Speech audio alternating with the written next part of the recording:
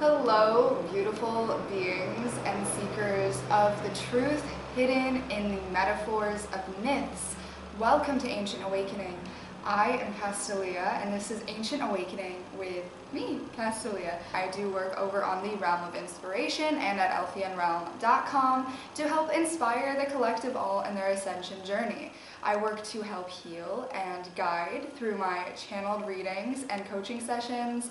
I am a certified card reader, channeler, and crystal Reiki master, and I'm also certified in Greek mythology and ancient Greek gods and goddesses.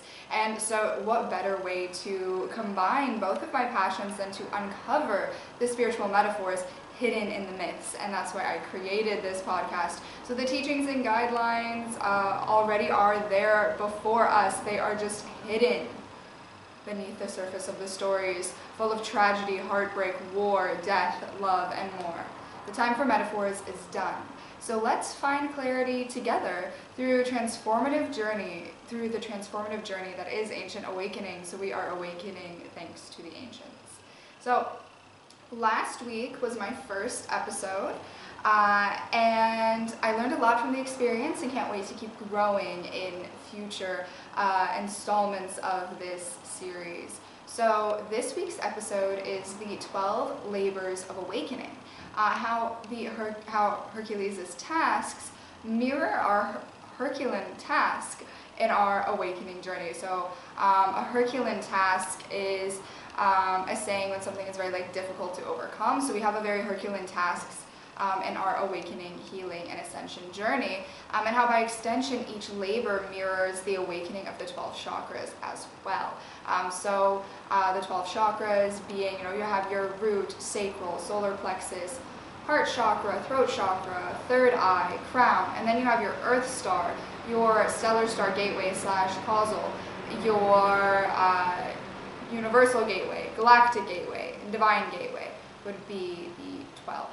So plus the story of Hercules a little bit. Obviously we're going to learn a little bit about Hercules in this episode, but I want to really start this episode by reviewing the assignment of the last episode, which is the journal prompts. So like I mentioned in the first episode, I want to end the episodes with journal prompts that we can discuss at the start of the next episode and discuss in the comments in that episode and in this one, and just discuss, have discourse and discussion so we can further our understanding of the teachings that are left before us in the metaphors, in the myths. So I'm going to read the journal prompts, and then I will give you my summary of my answers from last week. So not my full answers, but just a little summary, because that could take a while for my full answers. So just a short summary.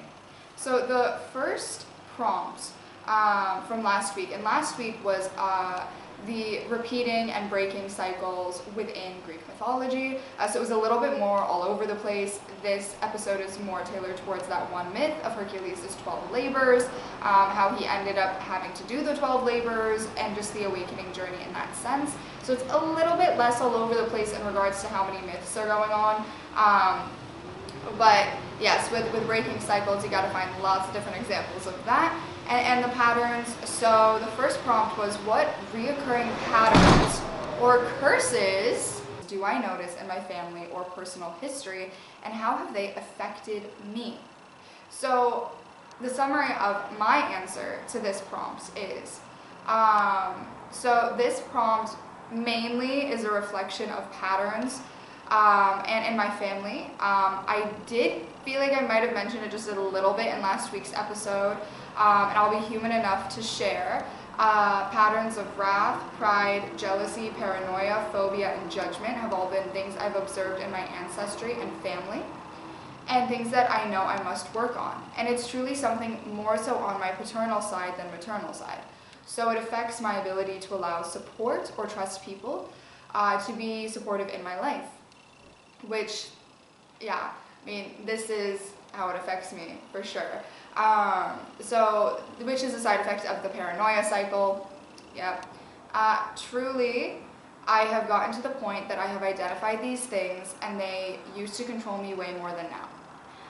When I started working on my healing journey, I was able to uncover the things blocking me from healing these cycles within me. Now my problem is it hurts to be around people acting from those cycles, and I have to keep my distance, not just because it's something I don't want to be a part of morally and for my healing, but also generational cycles are like a drug, and it can become an addiction of the ego.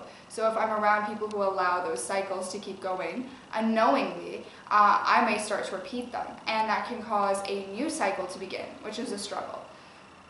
You are who you surround yourself with, and when you work on breaking cycles, you learn just how true that is. And that is, I think I might have mentioned something like that in last week's episode of Breaking Cycles. That's true. And when you want to grow, you kind of have to change environment and have new experiences, which with Hercules, that we'll talk about more in this episode, he goes through his 12 labors and he is experiencing a lot of different and new things, and that helps with growth. So when you're stuck in the same space and same environment, you can't really grow. So prompt 2 was, how do the stories of Uranus, Kronos, and Zeus relate to my own experiences with family cycles or generational patterns? So my little summary to that is, truly, the cycle of fear is one I took from my father and one that I work to heal, even though it is a story of fear passed through sons. In Greek myth, it ends with Athena. She doesn't repeat Zeus's fear, and so in my own story, I am changing it like she is. She changes it and becomes more powerful due to her authenticity and her ability to embrace change, which is something I strive to do, and be the daughter to end what's been passed from father to son. And I feel like, in a sense, I have. I think that when I reflected on that, I can very clearly see my great-grandfather passed it to my grandfather to my father, and then me, I can end that, because my father has no sons, so it's me, I gotta end that. And yeah, that's how it's mirrored for me, is the fear, but I think other patterns maybe is the pride as well in their myth, the ego, the pride, the ego, the lust for power, the wrath as well can be there, the paranoia, and I think when I'm referring to fear, I feel like I could say just paranoia, but it's definitely like all types of fear, like paranoia, overthinking, worrying, anxiety, phobia, I mean everything to do with fear. And that is a very big pattern in myth, and there are so many stories of Zeus's children not repeating that. Not just Athena, but in regards to like what we talked about last week in the myths that I referenced, it's Athena that would be the example there. But it is there's a lot of that, and even Hercules is a son of Zeus who changes some things. So prompt 3 was, what is one cycle I'm committed to breaking? What steps can I take to start this process? So my answer is phobia. This is my cycle to break, the one I'm most determined to. There's also patterns of narcissism in Greek myth. There are quite a few patterns of narcissism, actually. And I think we'll have to do an episode about narcissists, like where the term narcissism comes from, because it's definitely shown in myth. And this is, the pattern of narcissism is why my father is estranged to me. And this is something I've talked about in my podcast, Now We're in Golden Sunshine, on Spotify, and I mention it on the Realm of Inspiration. It's not something that I ever really dive too deep into, but I mention it in my bodies of work. Maybe one day I will dive into it, maybe a whole video understanding narcissists and narcissism. I think I might have to write that and add that to the cup. The myth of Narcissus would be the episode to talk about that in, for sure. And a big thing with the narcissism is not just being like my father, that I'm worried of repeating, but not marrying a man like him. So this is actually a pattern in the myths we talked about last week, where, like, in a sense, like, you can see how Gaia, Rhea, and Hera have similarities, similar character traits, and then how Uranus, Kronos, and Zeus do, how it's repeating because both of them are also picking partners kind of similar. I'd say Hera and Gaia are a little bit more similar than like Rhea. Rhea is like the little odd one out, but that's also how it can repeat. And what's fun is psychologically we do tend to pick someone like our dominant parental figure, like the paternal figure, whoever your paternal figure is.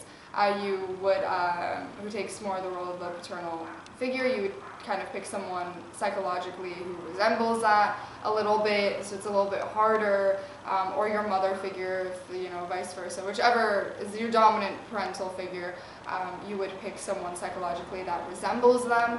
So this is something that can make it hard to break those cycles. Something I'm learning the hard way, as I'm sure lots of people are. So it's really about putting yourself in different environments, which is a really big thing in Hercules' story that we will get to. And so for phobia, I work on challenging fears and making myself uncomfortable, which is difficult. But even making a video like this is a step to break it. So just taking small little steps to be different, small little steps to be different. So prompt 4, in what ways can I reclaim my power and make different choices than those who came before me? So for me, it's doing things like doing things in my daily life, like that I already do, like channeling, writing, telling my story, not being afraid of skeletons in the closet, but embracing their part of my story by sharing my humanity in the work that I do. It was a pretty good summary of my answer to that prompt. Prompt 5 was, how can I practice forgiveness towards myself and my family as I work to create change? So a summary of my response to this is, what's very funny about this question is that one cycle I didn't mention on my paternal side more than my maternal side is a lack of compassion. And this question is definitely a prompt towards compassion for self and others through forgiveness. The truth of the matter is I forgave my family, those who hurt me. I don't forget what happened. There was a time I wanted to after I left my father's family and went no contact. But the truth is I can't forget. So what I am left with are bittersweet memories, and the truth and the fact is forgiveness isn't for them, it's for me. One thing I studied recently was Ho'oponopono, the Hawaiian art of forgiveness, and how they require forgiveness.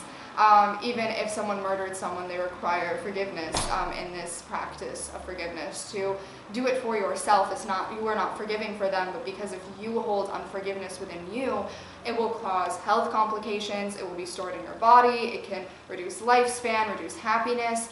So it's very important for yourself to go through that forgiveness and to forgive each other. And there's the saying like, let us forgive each other, I'm sorry, I love you, thank you. This saying, when you are, in a way, you're letting the cord go. The Ho'oponopono art of forgiveness really, to me, seems like very much a cord-cutting ritual, because you are letting go of any trapped energy within you. When you are not able to forgive someone, you keep yourself attached to them. And you, by extension, you're losing energy, and you're also trapping energy within yourself. You're blocking energy because you're taking on too much. It does not serve you, and you are also draining your energy by holding a grudge. So when I studied this and learned the detrimental effects of holding a grudge, you can understand why it can be so important for forgiveness, because it can cause so many complications for your mental, emotional, and physical health. So it's minor forgiveness has nothing to do with them and what they did. Just you forgive them for you so that you can be set free. It's not up to you to decide what their ultimate karma and justice and repents for the damage they caused to you is. That's up to God to decide.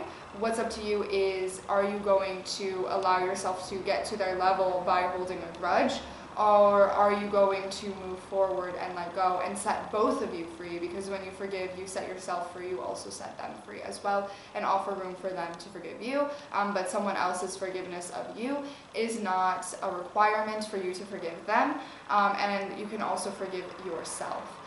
And that was one of the first things I learned in my healing journey, was that forgiveness of self as well.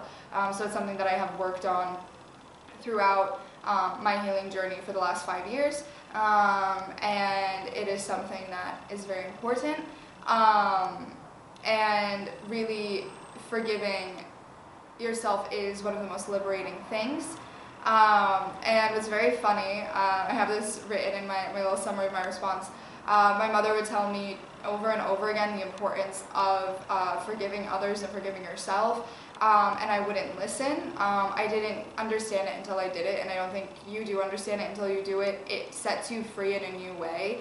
It's like they don't exist anymore, and they're memories of another life. Like when I think about that time in my life, it's like I'm talking about a past life. I'm not talking about this lifetime.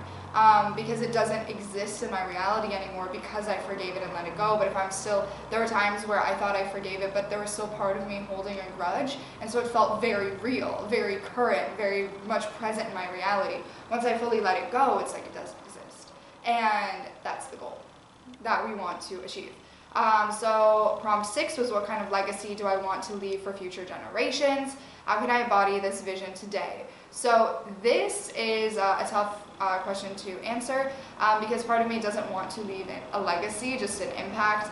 I don't do what I do to be remembered. I do what I do because I love what I do, because it stirs my soul and inspires me, and I think that's what we should all be looking for when we are doing things, is what stirs your soul and inspires you. It makes me feel in alignment with myself. I think the idea of legacy could trudge the line of pride if you feed it too much, and that's a cycle that I wish to break. But it impacts an impact, and even one person's life is enough. And in myths, in the Greek myths, they actually show the price of pride and the rewards of being humble, and I'll definitely do an episode about that, the prices of pride and the rewards of being humble in myth, because it is shown, and those lessons are there, and I will that's a lesson that I want to follow. And finally, prompt 7 is, who or what supports me as I work to break generational cycles, and how can I strengthen these supports? So I wrote family, friends who wish to do the same, platforms like this where we can share our journeys, so please don't hesitate to share yours, because it's sometimes it's hard to find support in our environment. And one of the positives of technology is we can actually come together and support each other's truths and share our stories, so we can all strengthen our support systems by having dialogue. So have some dialogue in the comments about your experiences. I love to read the comments and respond, so we can talk about it. So now let's get into Hercules. This is a summary of the story of Hercules pre the labors. Hercules was born to a mortal woman and Zeus. Hera, Zeus's wife, was enraged by Zeus's infidelity, which is a very common theme in the myths, and vowed to torment Hercules from birth. And as a baby, Hercules strangled 2 serpents that Hera sent to kill him. That was a sign of his divine strength and destiny. So he was a demigod. And the end of his story, he becomes a god, where he eventually will marry one of Hera's daughters in Olympus, and be one of the gods just who hang around Olympus, not one of the Olympians, but ones that are up there in the mythology. So eventually also the tension between Hera and Hercules is relieved at the end of his story, but we're more focusing on the labors than like the end of his story. Him strangling the 2 serpents showed a sign of his strength and destiny, so he showed his power, his physical power, and also his destiny as being a powerful being to overcome challenges The snakes can be symbolic of multiple different things. Snakes are cleansers of the earth, but also they have the symbolic meaning of kind of being like Hera, being a little bit sneaky, trying to cause harm, cause damage. So he's able to overcome that, and he goes through basically the cleansing of his karma. So symbolic of cleansing the snakes, and why, the cleansing energy of the snakes. Why he goes through a cleansing of his karma basically is because as an adult, Hercules married Megara, daughter of the king of Thebes, and had children. Hera was still vengeful and induced a madness in Hercules, causing him to kill his wife and children. Overcome with grief and guilt, Hercules sought redemption at the oracle of Delphi, where he was told he would serve the king of Mycenae, who was the grandson of the hero Perseus, for 10 years. Hercules went to Mycenae, which is in the kind of northern Peloponnese region of Greece, and served the king. The king feared him, so he assigned Hercules 12 impossible tasks, which were originally 10. So it was, for Hercules, it was originally 10. So 10 years, 10 labors. But 2 were disqualified, making 12 in total. These labors were meant to humble Hercules, but instead became the path to immortality. So actually, spiritually, when you humble yourself, you go through the humbling experience, you actually discover that your soul is immortal, because our souls are infinite. So in a way, what Hercules goes through when he is being physically humbled is the remembrance that his soul is immortal, because it's afterwards, after he goes through that whole journey, where he becomes one of the gods in Olympus. So he becomes more than a demigod, more than a hero. After that, that is his path to immortality. And that's just basically like, if you think of Olympus as the afterlife, or reconnecting with Christ consciousness or something like that, metaphorically. After he goes through the humbling experience, he comes out the other end more empowered spiritually, and so he understands the infinite potential of his soul. So now to the 12 labors. The 12 labors and how they match the spiritual journey. So start with the first labor, the Nemean lion. The labor was to slay the invulnerable lion.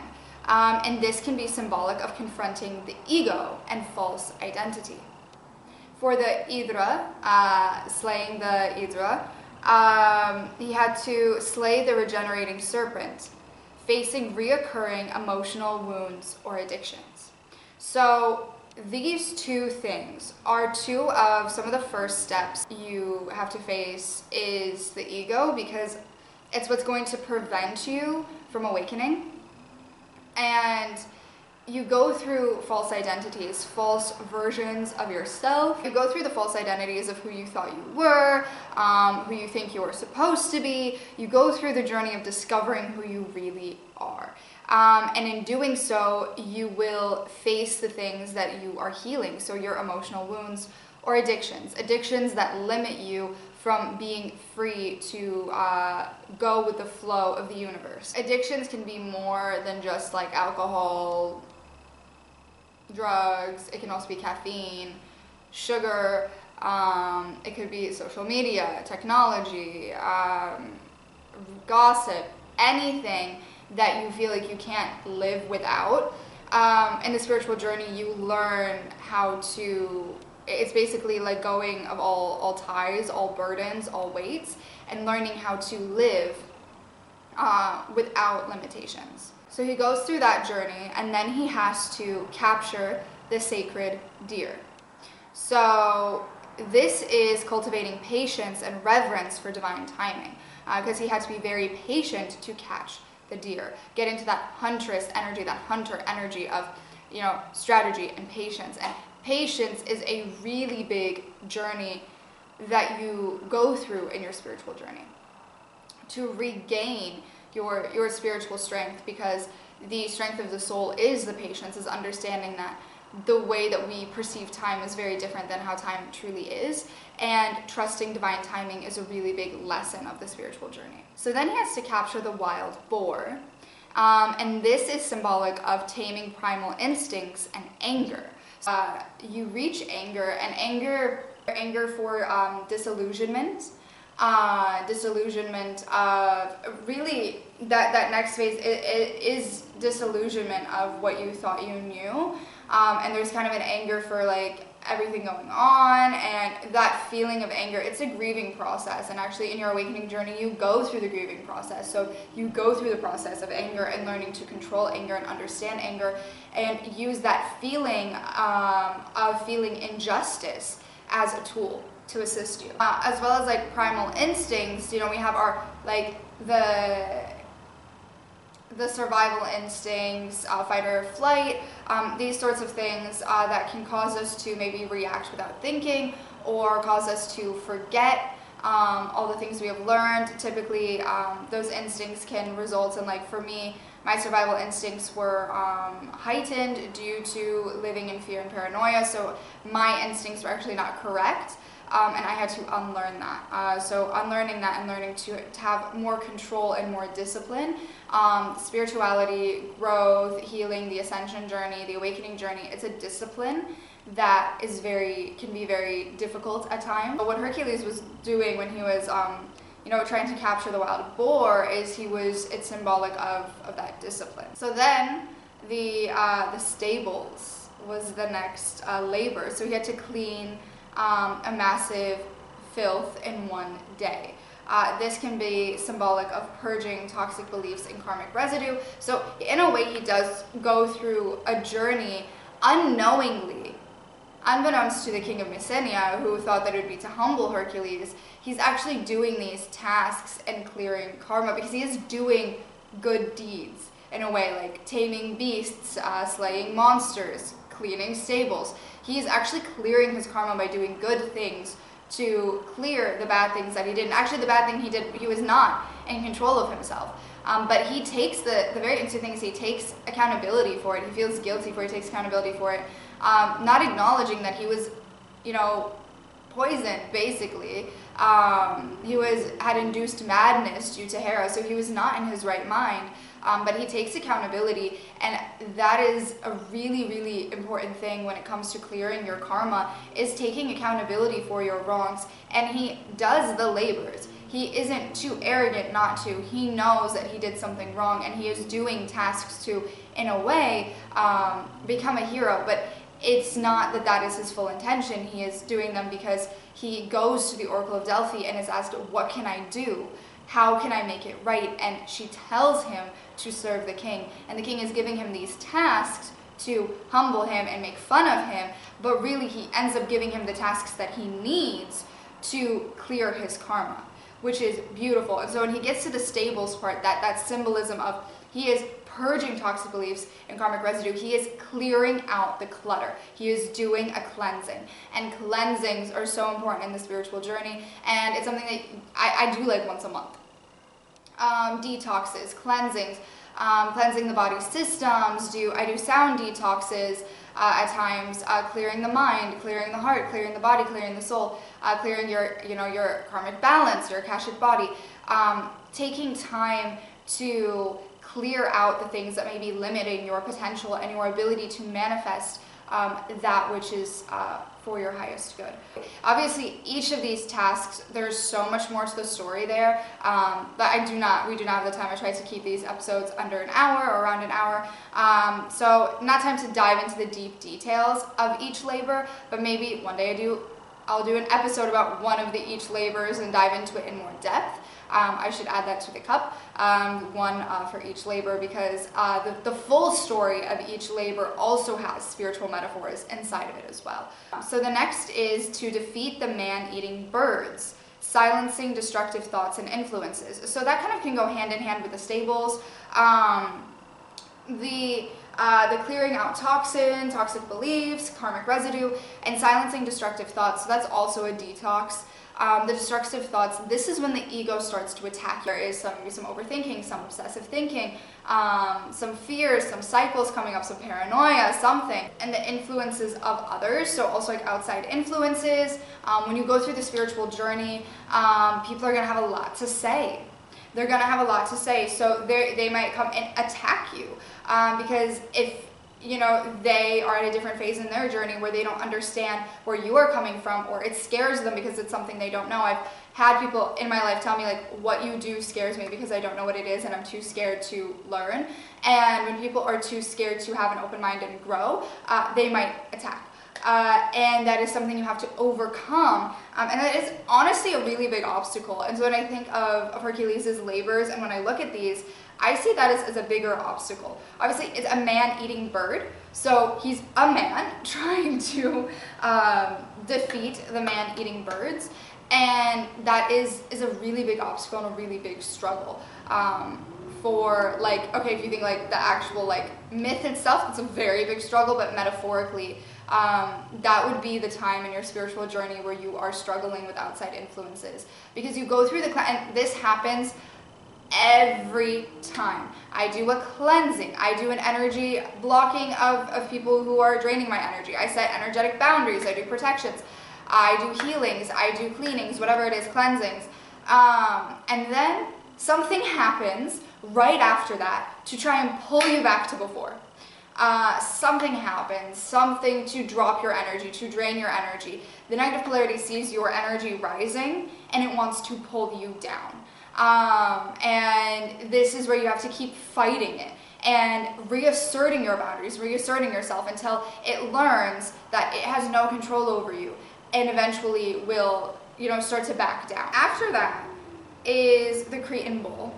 So capturing the raging bull, mastering raw creative energy and desire. So mastering your sacral chakra, your creative energy. So actually, when it comes to manifesting and creating your a reality for your highest good, you have to have a cleansed throat chakra, mental body, and sacral chakra. This is because when you manifest, you use these three things. So the mind, so you think clearing and cleansing the mind, that's the birds. Okay, so you go through that step in your spiritual journey. Before that, you're going through clearing your sacral chakra, your negative cords of attachment, toxins, breaking free from fear and limitations. And then it's your throat chakra, so your communication, and your ability to communicate and express your desires. So the bull, it is mastering your heart song in a way. The bull can represent kind of the untamed side of things, so learning to control your thoughts, your energy, and focus it on something for your highest good. So the mastering that.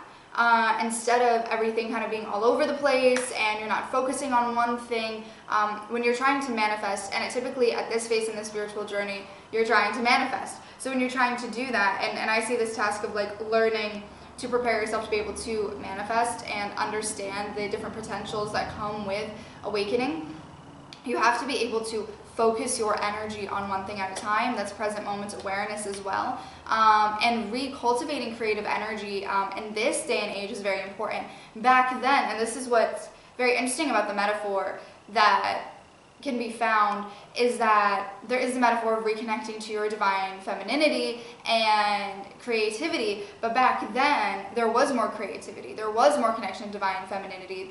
The arts of healing were more in the divine feminine side of things. So the metaphors being there actually for us in the future, something that we need in the future now, because that's something we're lacking. We're lacking that creativity, we're lacking that energy. Our sacral chakras are suffering. They are out of whack a little bit, which causes us to act out of character, which then there is the 7 deadly concept of lust that can control a lot of us due to our collective sacral chakra suffering, because there isn't enough true creativity going on. And that is such an important part of the spiritual journey. Hercules had to get very creative in these labors and how to, capture a raging bull. Like how do you do that? You have to use, you know, logic and creativity, and in that act there is a balancing of your creative thoughts and going through the logical process and using both your divine masculine and feminine side. And he goes through that process of balancing those energies within him through the labors, and it starts to come to a head at this point. So after this point is the mares, so taming the flesh-eating horses.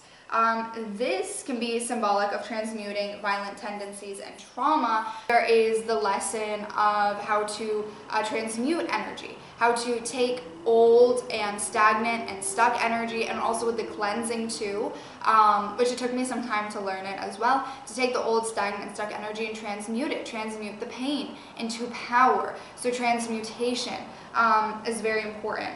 Horses are more connected to the Earth Star chakra. They actually, go check out the Realm of Inspiration, because I actually did a whole video about that.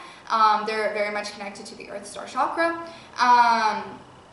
And they are related to our stability. And so you know, typically a more gentle and tame and stable creature to be flesh eating, it's what can cause disbalance of stability.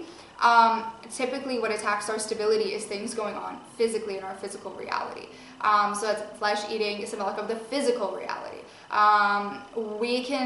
It's easier to find, to kind of go within yourself and establish maybe mental stability or emotional stability or spiritual stability. Having physical stability is really hard sometimes. Or it's vice versa, where maybe you can find physical stability easier but not the others, which it just depends on who you are and what you got going on.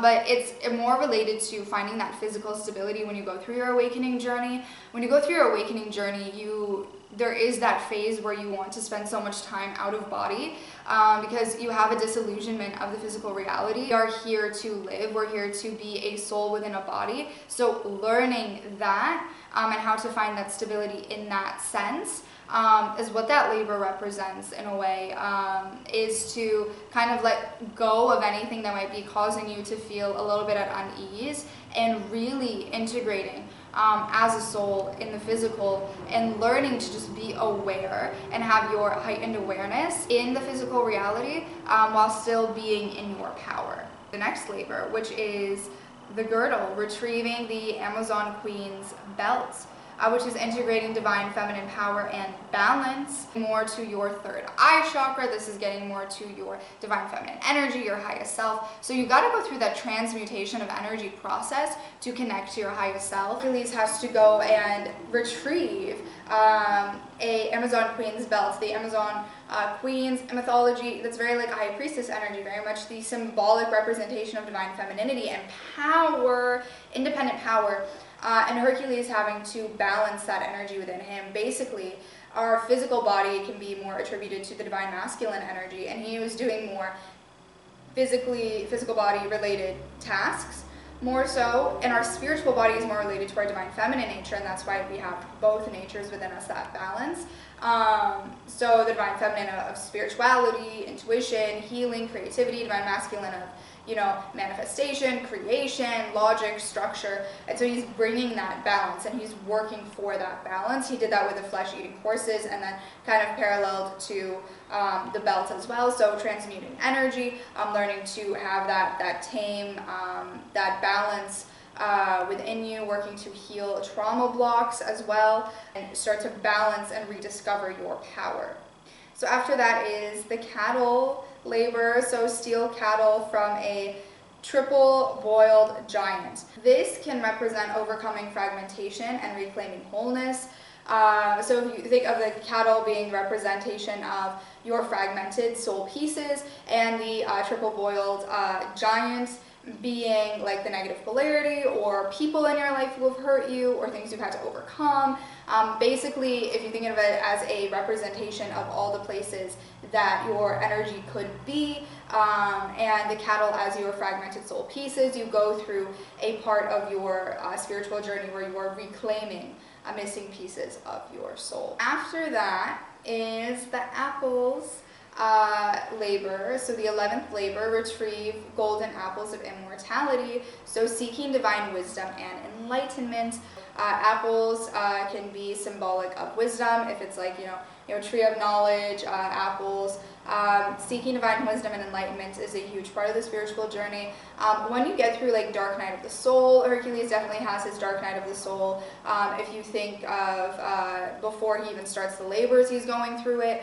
Then you go through the frozen awoken state, which is a term I have learned in my practice, where basically you get in this period where you get stuck in almost a spiritual sloth, where you have awoken to everything going on. You're going through your awakening journey, but you're so you get in such a disillusionment of your physical reality that you go through such a deep dark night of the soul where you think that you are living in your true spiritual potential, but you're not making any progress, and you're not open to listening to anything else. You think that everything is an attack on you, and you become kind of lost and not moving forward.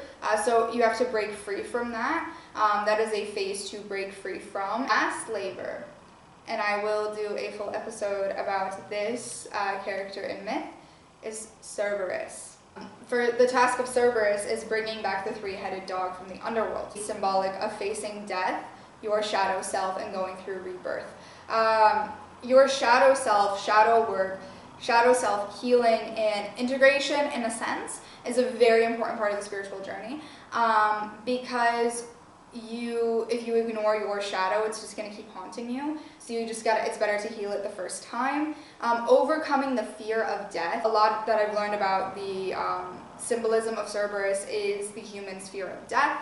So Hercules facing that and coming back from the underworld. A lot of the myths of emerging from the underworld can do with rebirth. And when you're at the end, not at the end of your awakening journey, you continue, but you have that rebirth, that revitalization of hope, where you start truly living as a soul, going through your missions and your purpose, and you really start living as a soul in the physical form. So the labors as stages of awakening. So the first 4 labors would be shadow work and emotional purification.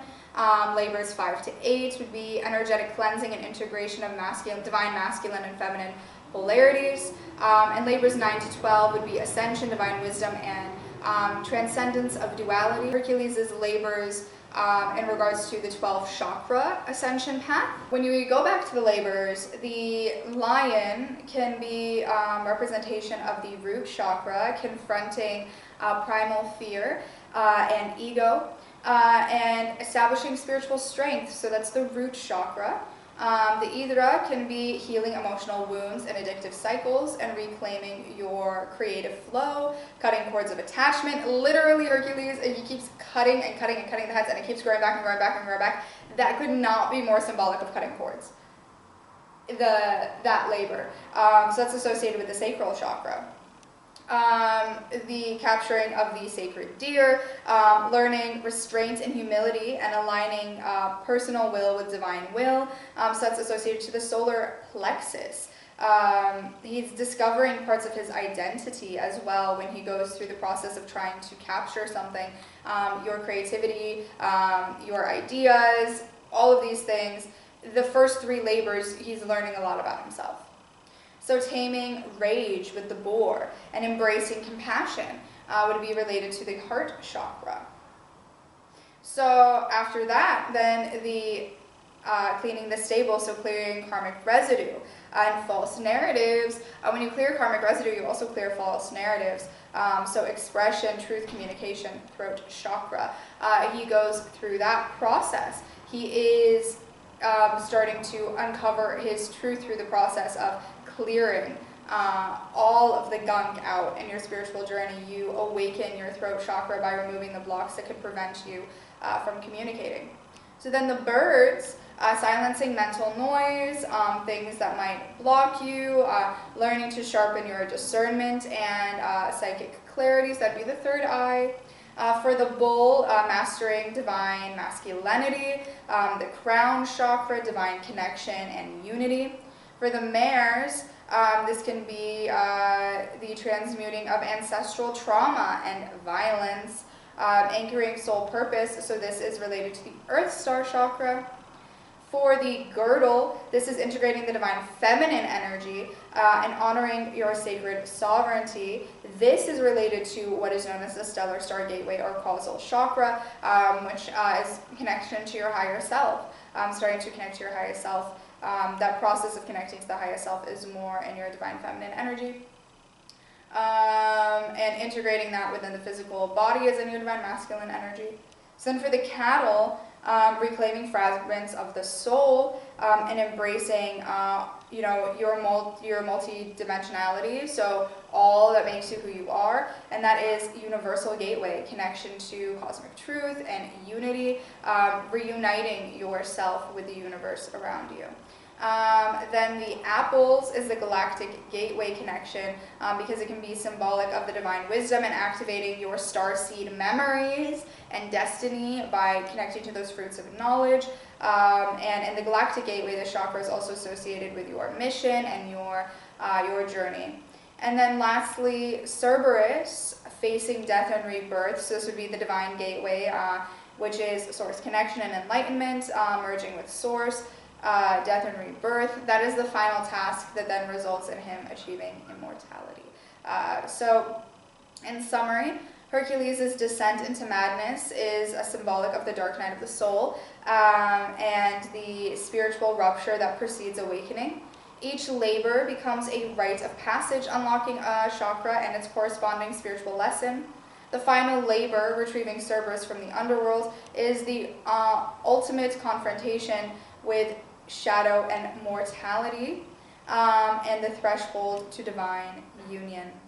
So that is, and the lesson there is, through each labor, Hercules is uncovering something, but each labor is a struggle.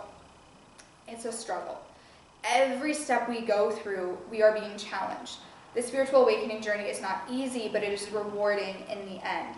Which is when Hercules is rewarded with immortality. In the end, it shows the rewards of working to grow and seek ascension, even though he started his journey in a very low place. I mean, his myth, he was driven to madness and killed his family. He started at a very low place and ended up being rewarded with immortality through going through change. He became a completely different person. Each labor changed who he was, who he thought he was, and he started to become his authentic self more. So here are some affirmations that I will put in the description for you to affirm this week to help with your ascension and integration with your highest self and going through the process of relinquishing who you thought you were and becoming who you were always meant to be, which is what Hercules goes through. First, I walk the path of enlightenment and awakening with courage, grace, and divine purpose. 2, each challenge I face is a gateway to deeper wisdom and higher truth. 3, I honor the sacred journey of my soul from shadow to light. 4, my energy centers align with the cosmos, grounding me in the earth and lifting me to source. And 5, I am the hero of my own story, and my spirit is limitless.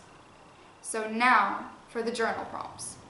There are 5 journal prompts for the end of this week. The first one is to explore how the myth mirrors your personal transformation. So you can answer this in the comments, and I will discuss it at the beginning of next week's episode. Which of Hercules' labors resonates most with my current spiritual challenge, and why? The second journal prompt would be to use this to initiate healing through conscious confrontation. So use this prompt.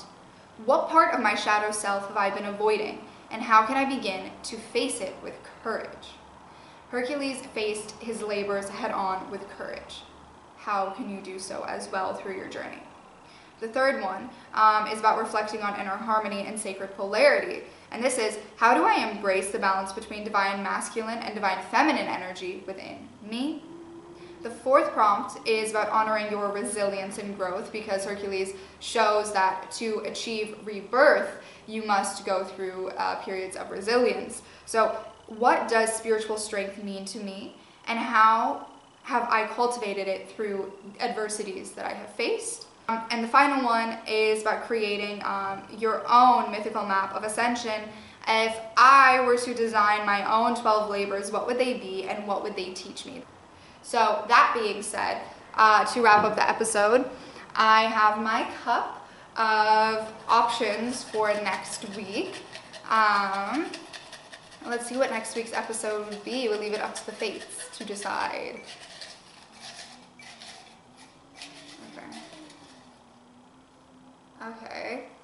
Okay, this is, there's a lot written on this one. So, what could this be?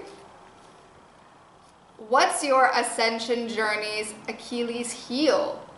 Oh my gosh, this is actually like so, okay, we're actually following a pattern here. That's amazing, because we're talking about the 12 labors of the awakening journey with Hercules, and then Achilles, your Achilles heel. So what is your spiritual journey's Achilles heel? This is a story of the hero Achilles, and the temptations that could prevent ascension. So a very different hero's story. So we are going from one hero to the next in next week's episode. So I will see you then, so we can continue the ascension journey conversation. Until then, may you keep seeking higher truth and inspiration within those messages left to us from the ancient ones in myths and stories.